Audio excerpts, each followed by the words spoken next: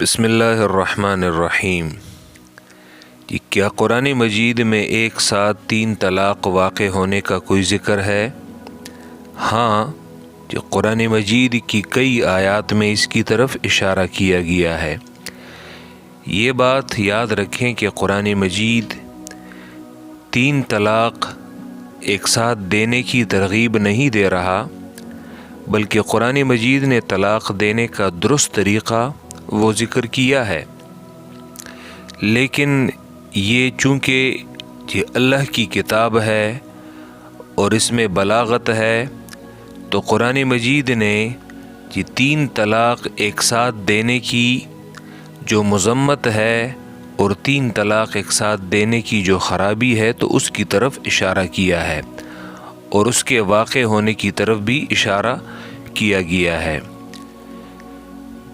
اس ضمن میں جس آیت سے علماء استدلال کرتے ہیں کہ قرآن مجید میں 3 طلاق ایک ساتھ دینے کا اور اس کے واقع ہونے کا جو اشارہ ہے وہ کون سی آیات میں ملتا ہے، تو اس سلسلے میں جو پہلی آیت پیش کی جاتی ہے وہ سورہ طلاق آیت نمبر 1 ہے۔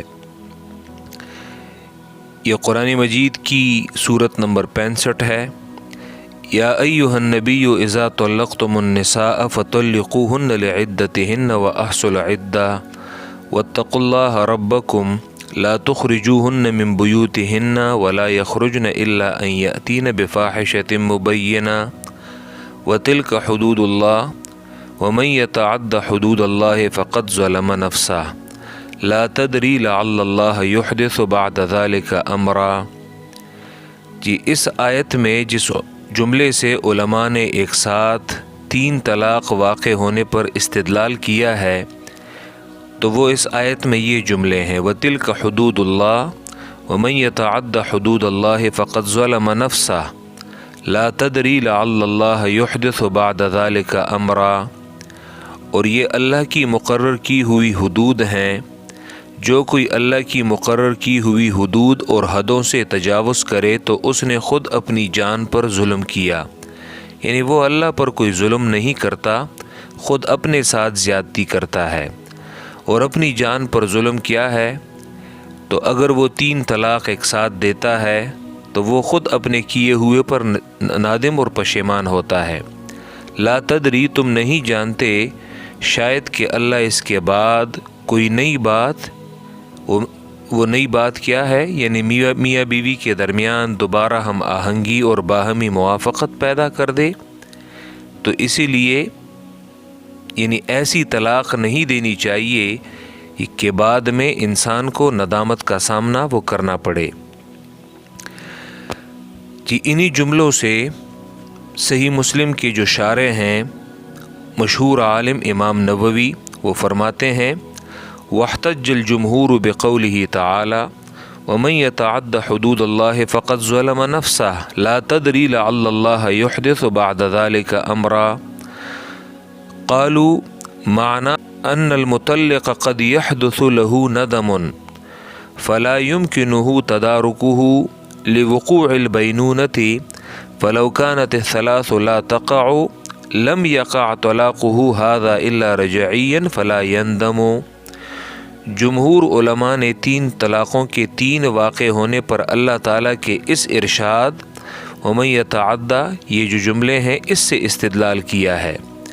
وہ کہتے ہیں کہ آیت کا مطلب یہ ہے کہ طلاق دینے والے کو بسا اوقات اپنی حرکت پر ندامت ہوتی ہے، تو ایک ہی دفعہ میں 3 طلاقیں دے دینے کی صورت میں زوجین کے درمیان جدائی واقع ہو جانے سے اس ندامت کا تدارک اور ازالہ نہ ہو سکے گا۔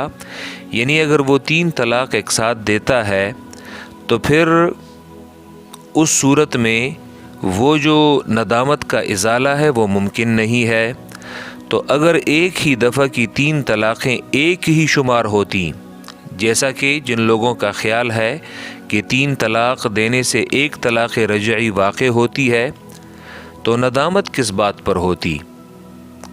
یعنی اگر 3 ایک شمار ہوتی ہے تو پھر تو سرے سے ندامت کا کوئی سوال ہی پیدا نہیں ہوتا، کیونکہ رجوع کرنے کے ذریعے اس کے تدارک اور ازالے کی گنجائش موجود ہے۔